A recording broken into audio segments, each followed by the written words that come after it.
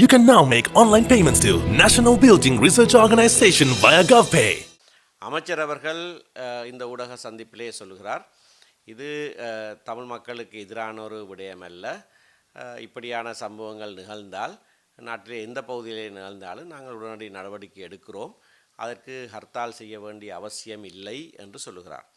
நாட்டிலே எந்த பகுதியிலே மற்ற எந்த பகுதியிலேயும் வடக்கு கிழக்கிலே இருப்பதைப் போல மக்கள் மத்தியிலே இராணுவ பிரசன்னம் கிடையாது. சாதாரண மக்களுடைய அவர்களுடைய வாழ்க்கையிலே இடையூறு செய்கிற வண்ணமாகத்தான் இந்த இராணுவ மயமாக்குதல் இடம்பெற்று கொண்டிருக்கிறது. இதை நாங்கள் தெளிவாக 15-16 வருடங்கள் தொடர்ச்சியாக சொல்லி வந்திருக்கிறோம். இது இன்றைக்கு நேற்றைக்கு சொல்லுகிற ஒரு விடயம் அல்ல, தொடர்ச்சியாக சொல்லி வந்திருக்கிறோம். அனுமதி இல்லாமல் சிலர் இராணுவ முகாமுக்குள்ளே நுழைந்தார்கள். அவர்களை விரட்டி அடிக்க நடவடிக்கை எடுத்த போது ஒருவர் மூழ்கி இறந்து விட்டார்னு சொல்லுகிறார். ஆனால் அதே வேளையிலே சொல்லுகிறார், மரண பரிசோதனை இன்னும் முடியவில்லை, திறந்த தீர்ப்பு தான் இருக்கிறது, ஓப்பன் வேர்டிக்ட், திறந்த தீர்ப்பு தான் இருக்கிறது என்றும் சொல்லுகிறார். நீதிமன்ற நடவடிக்கைகள் நடைபெறுகிற போது அங்கே இன்னும் இது சம்பந்தமாக தீர்ப்பொன்னு சொல்லாத வேளையிலே அவர் அதனை மூழ்கி மரணம் என்று சொல்லுவது அவர் செய்திருக்கக்கூடாத ஒரு விடயம். ஒரு இராணுவ வீரர் இந்த 5 பேரையும் தாக்கி காயப்படுத்தினார் என்ற காரணத்துக்காக கைது செய்யப்பட்டதாக சொல்கிறார்கள். அவர்கள் தாக்கி மரணமடைந்தார்களா அல்லது தாக்கினதினாலே குளத்துக்குள்ளே பாய்ந்தார்களா என்ற விடயங்கள் எல்லாம் வெளிவர வேண்டும்.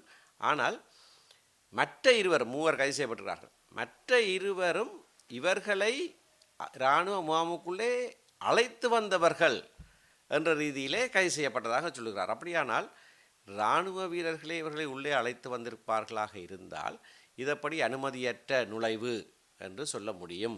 அதற்கு உரிய பதில் கொடுக்கப்படவில்லை. அதனை மழுப்பி பலவிதமான மழுப்பல் பதில்கள் கொடுக்கப்பட்டிருக்கிறது.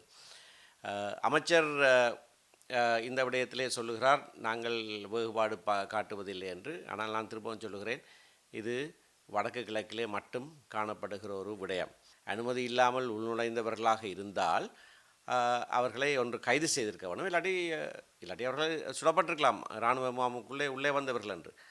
ஆனால் அப்படி இல்லாமல் ஏன் உறவினர்களிடத்திலே பாரம் கொடுத்தீர்கள் என்று கேட்டதற்கு அமைச்சர் சொன்ன பதில் மிக முக்கியமான ஒரு பதில். அவர் சொல்லுகிறார், அவர்கள் சேர்ந்து வாழ பழகிவிட்டார்கள், இவர்களுக்கிடையே நல்ல ஒரு உறவு இருக்கிறது, அதனால் அப்படியாக நடந்ததுன்னு சொல்லுகிறார். இதைத்தான் நாங்கள் வெளிக்கொண்டு வருவதற்காக விசேடமாக இந்த ஹர்த்தால் மூலம் எங்களுடைய எதிர்ப்பை தெரிவிப்பது. இந்த இராணுவ மயமாக்குதல் என்று நாங்கள் சொல்லுகிறதன் ஒரு சிறிய உதாரணம்தான் இது.